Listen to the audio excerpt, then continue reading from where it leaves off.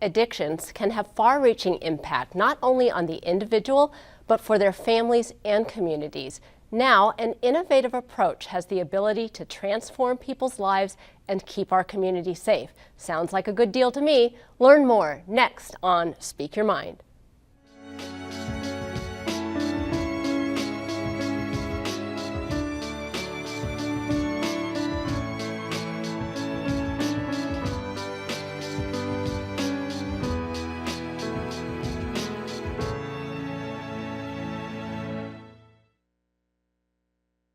Welcome to Speak Your Mind. I'm Dr. Carolyn Phelps, licensed psychologist with the Human Development Center. Tonight, we'll hear an amazing story of resilience, and we'll hear about an innovative collaboration that is making a real difference in the lives of those facing DWI convictions and, in the process, making our community safer. All together, that can only spell one thing: hope. My favorite thing. We'll be taking your calls and questions throughout the show tonight. So call the numbers on your screen right now. Locally, dial 218-788-2844 or call toll-free at 1-877-307-8762. And you can also email them using the address listed at the bottom of your screen. We have excellent guests, of course, tonight, because we specialize in excellent guests. Our first guest, Judge Sean Florkey, is the Chief Judge of the 6th Judicial District, that is a mouthful to say, chambered here in Duluth, where he leads the Southern St. Louis County DWI Court. Julie Seitz is the Clinical Director at the Center for Alcohol and Drug Treatment and is the Treatment Liaison for DWI Court. And Patty Wheeler is the Director of Victim and Witness Services for the St. Louis County Attorney's Office and member of the DWI Court team. Her husband was killed by a drunk driver in 1982. Thanks to all of you for coming here tonight. And I should say, for the sake of some truth in advertising, that I am sort of the fourth guest on the show tonight because I'm the mental health liaison for DWI Court, having been invited by Judge Florkey to be a member of this wonderful team, which I'm so glad to bring to you so that you can find out more about that. And before we really get into hearing more about DWI Court, Patty, I want you to tell us a little the story. Take us back to 1982 and tell us the story of what happened. I was a young mother with 3 little girls. They were just turning 4 and 6, and I had a newborn baby. My husband was on his way to work at 6:30 on a Thursday morning and was hit head-on by a drunk driver, and kind of changed everything in our lives immediately. And you found out about that how? I was actually here. I was living in New York at the time, and I was here visiting my parents. He was going to be flying out a week later. And so the first phone call came from my brother-in-law, and he called. My mother had answered the phone, and he told her that he had died. And then the next phone call was from his best friend saying that it was a drunk driver that had killed him. And you mentioned right off the bat that it completely changed your life. Tell us a little bit about what that was like as this young mother back then. I kind of had no idea what I was going to do. I had, like I said, 3 little girls. I had a baby. I didn't know. I just had no idea. I ended up coming back to Duluth. My parents lived here. I had a brother here, just to stay with them for a while to try and figure out what I would do, and decided that the best thing would be to stay here because I had physical and emotional support because of my parents. But really, the first 6 months to a year, I don't know that I was thinking clearly at all. Anyway, I was just going through the movements and motions and keeping everybody going. And having kids during this time, a helpful thing or an even harder thing? Both. I think for me, it's what forced me to keep going. I think if I wouldn't have had children, I really don't know what I would have done. Mm-hmm. But because of them, I had to get up every morning. I had to get one off to school. I had a baby to get up, I had to take care of. There were things that I had to do, so I really didn't have any choice. So probably it was a good thing for me.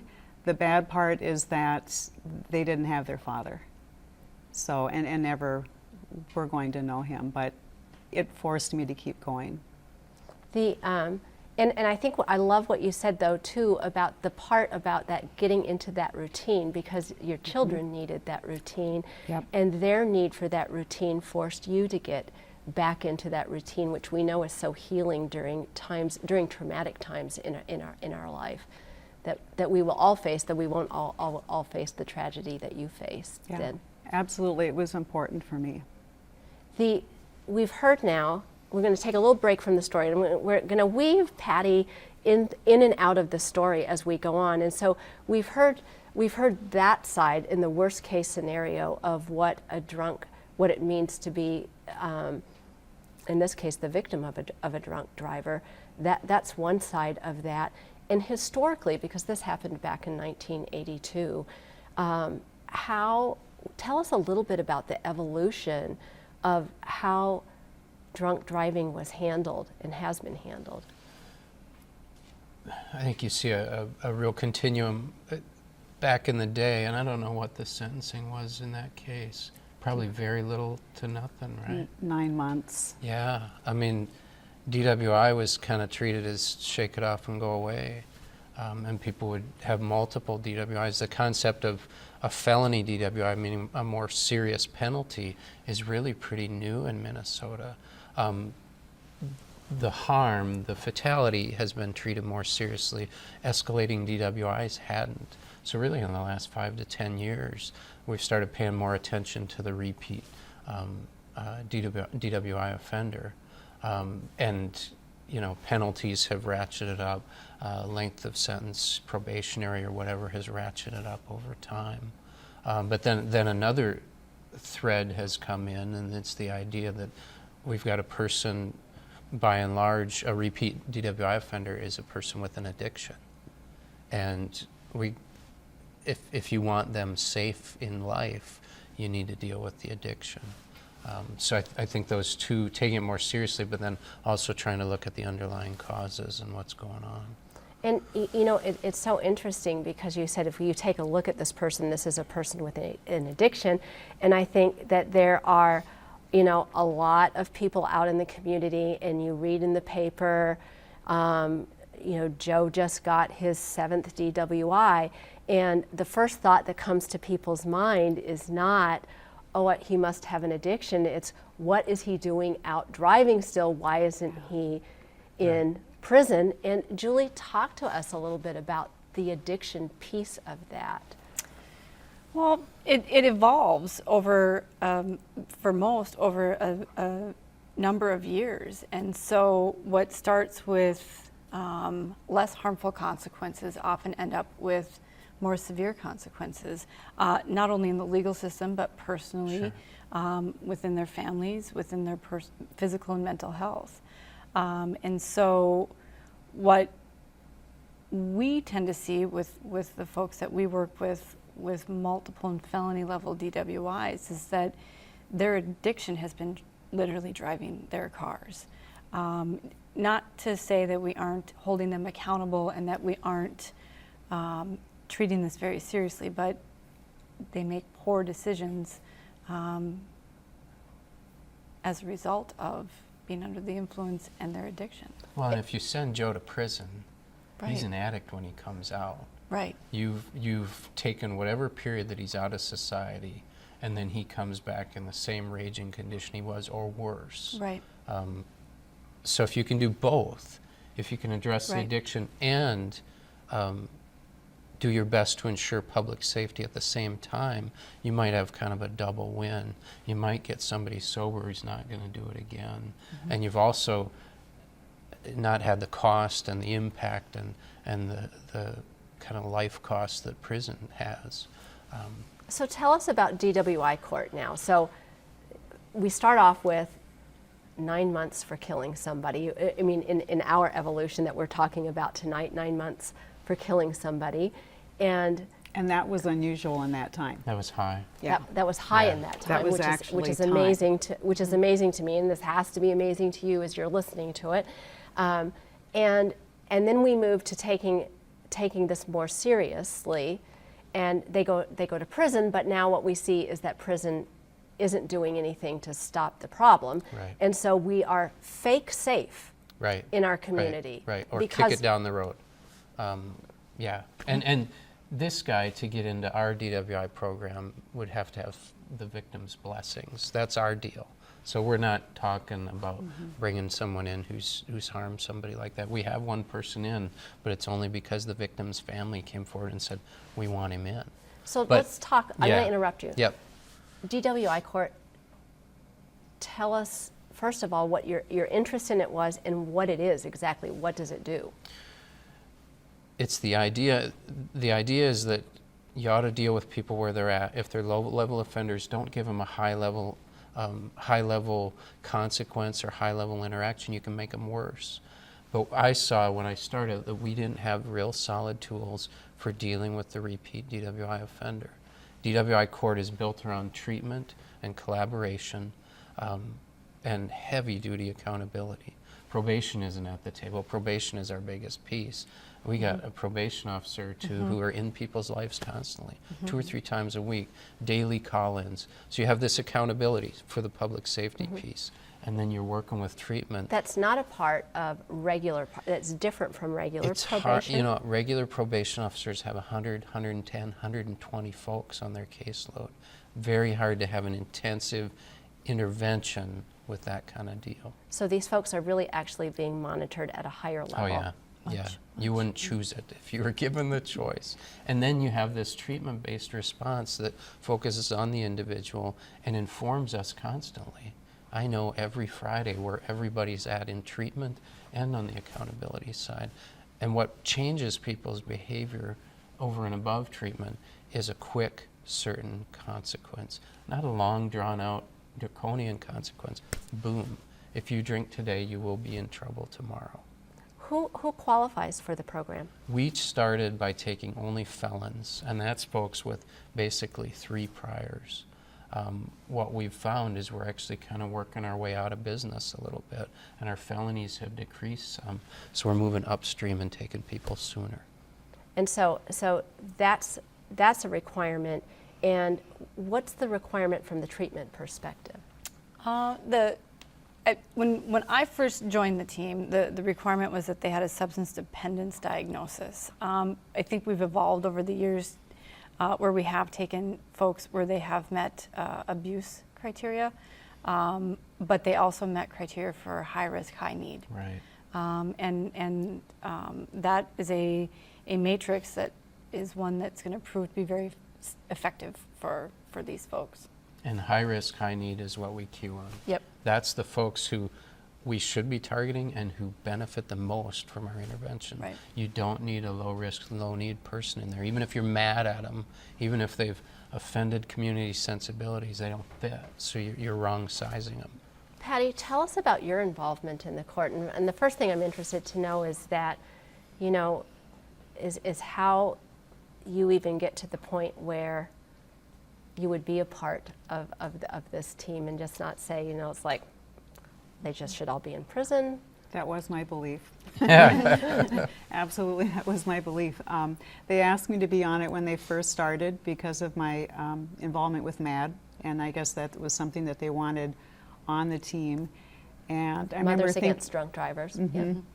And I remember thinking, well, yeah, it'll be something new. And I just kind of wanted to see what it was all about, not necessarily thinking it was the right thing because, yeah, I thought they should all be going to prison. But I loved the people on the team. I got to know some of the people that were in court. I was able to look. You mean the participants? The participants, and I was able to look past the alcohol and see the people. But bottom line is, if you want to keep drunk drivers off the street, you've got to solve the problems. And for me, there's still time hanging over their head. There's still consequences. They're getting help, but there are also consequences. And that's the part that I like. And so, you know, if they can succeed, then they're not going to be out on the streets drinking and driving, and that's the battle. But they're also, if they mess up and choose, you know, not to do what they need to do, there are consequences, and they're immediate. So I became a believer. And she puts that so well when they choose when it's chooser to do what they're not supposed to do. Drink? Well, it could be Use? that. Drink, It could be that. drive. It could be drinking. It could be driving. It could be not attending a treatment appointment. It could be not going to therapy. And that's what I think. It's not just that we're targeting drinking behavior. We're targeting lifestyle behaviors that need to change, that are part of their treatment plan, part of their trajectory. And if they don't do that, we're right there to say, we need to make some changes. Now- Well, and on the counterbalance, what we need to do, and the way people seem to change, is by enhancing, celebrating, and rewarding the positive. Right. You know, we focus on Yeah. kind of smack, Yeah. but we've got a guy graduating tomorrow who's just amazing. Mm-hmm. And all along, every time they've done amazing things, we're there to say, Mm-hmm. this is great. So you have a positive environment too, not just we're there to smack you. And what I like about that, as I'm the youngest member of these 4 people on the team, but what I have seen is that a lot of these participants have led lives where they haven't had a lot of people saying good job. And even when maybe they've done some things that were good jobs, they didn't have the support behind them Right. of people saying that's really good, or people saying, you know, why don't you try this instead? No helping hands Right. around them. Right. Sometimes the helping hands that had been around them are gone because they're Because of tired their of behavior. they're tired of the addiction. Indeed. And so the court provides this holding environment for them Right. that allows them then to test the waters of what it might be like to live life without an addiction. Right. Then. And then you watch the support people come back in. They start to watch and see and have some trust, and pretty soon moms and dads and brothers and Children. uncles and children are back in the picture. Now, I want to bring up one point, which is that it's a treatment court, and so that means treatment is a mandatory part of, I don't want to say the sentence, but kind of it is. It's job one. It's job one. Yeah. I like that.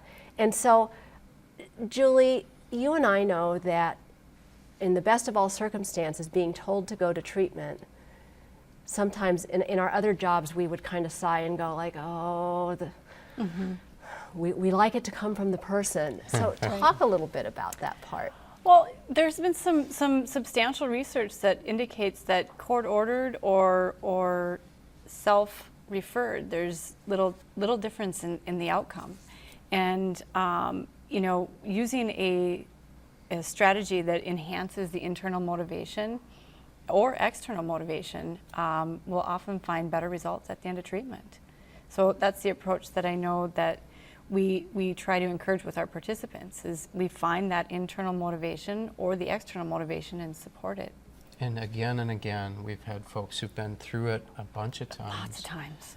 Through treatment, through probation, et cetera, and they will say to us at some point, maybe 4, 5, 6, 8 Yep. months into our court, I thought I could beat you. I thought I could go under the radar, fake my treatment, drink when my PO wasn't watching, when my probation officer wasn't watching, and I realized I couldn't beat you. And therefore, I decided to engage and change. Here's a question from a woman judge who says, drugs and driving, what about this? Is that any different than alcohol and driving? And would they be able to be a member of the court if their primary substance use was Absolutely. drugs? And actually what we see a lot of is multiple substances, right? Right. The, the men versus women, Oh boy. Julie. I think First of all, we have women We do. participants. we do fewer women, and they Significantly come fewer. and they come with complications. Our women with chronic drinking or drug use or addiction, for that matter, come often with trauma. And so what we as a court have done is done some work to become trauma informed, but having those gender differences is proving to be a bit of a challenge at times. I agree. And the disparities that exist for women. So one of the things we know, and I'm going to step in a little bit here because that's a little bit of my wheelhouse, is that the more problems that you have, the more you complicate treatment, the more their lives are complicated as Yep. well. And so Right. we're talking often that I think most of the women that I'm aware of that have been on the court have had concomitant co-occurring mental health problems, Okay. whether it be trauma or significant depression or a significant mental illness like bipolar disorder. right. And that just complicates things greatly. Often there's an impulse control aspect of for some of Right. these people from the mental health side, and we know that drugs and alcohol, just all impulse control goes out Yeah. the window there. And so we don't see that as much in the men, do we? Certainly some men, true. but not all of the participants. Right. Plus, the women are a smaller group in our court. I think it's harder to maybe easily find or build community. There's a lot of challenges, a lot of challenges. Patty, what has your family's response been to your involvement in this court? They've pretty much supported whatever I've done. Like with MAD, my father was always involved with me in that, and you know, I talk about it a lot, and a part of, I think, that we were talking about the program and what's good about it. If you're in the system a lot, court system, usually you're not hearing good stories. It's just kind of all Debbie Downer stuff always. And with DWI court, you do get the victories, and at least you kind of walk away on Friday sometimes with a smile because there's a success story. And you don't get very many of those. So, but no, my family's always been behind me. They've been wonderful support. And what does it mean to you, just from your own story and your own history, when you see someone who has just been really able to turn their lives around? I've kind of come full circle, and it's helped me to see that there are lots of victims out there. I mean, obviously, the victims that lose people, that have their lives changed by injuries forever, are the people that are always going to be the most special, the most important to me. But I also see that there are other victims, you know, from even the drunk driver with what they may have dealt with, or their family, or it's just helped me see things completely differently than when I first started. I was kind of like this when I first started, and now I see a lot more to the picture, if that makes sense. Yeah, and how did you open up your heart like that? Little by little. It didn't happen overnight. I mean, it was just, you know, it'd be that first person that you kind of got to know, and like, wow, it's actually a really nice person there. It's just the alcohol that's really messed them up. And I really, before that, it was just they're a drunk driver. And I didn't look beyond that. And with DWI court, there's that combination of treatment and consequences, so it kind of fits everything. And so we know that if people were to choose to not take advantage of the opportunity that they have a sentence hanging over their head. Right, they all have And so sentences. this is the farthest thing away from a get out of jail free card. Right, And you said that somebody's graduating tomorrow. yeah. And tell us just a little bit of that story from your perspective and what it's like for you to see that. You know, it's amazing. I mean, you watch this person, and I think it's been 18 months, and you watch them dealing with their addiction kind of in this messy, frustrated, conflicted way, and starting to get some traction, establishing employment, moving on from employment to being an employer. His dad's coming tomorrow, his mom couldn't, but you know, so you watch this kind of life unfold again and gain traction in the world again. It's a powerful thing. I mean, like Patty said, you know, you go home on a Friday and think, wow, that's a real privilege to be part of that. And to know that he's safer than he ever was. He's got his driver's license, hasn't had it for years, and the outcome looks promising. Nobody's out of the woods, but it looks real promising. And we've saved the taxpayers a ton of money in the process. And public safety, And if they're not going to drink and drive again. Right. So public safety's gone up. We've saved money.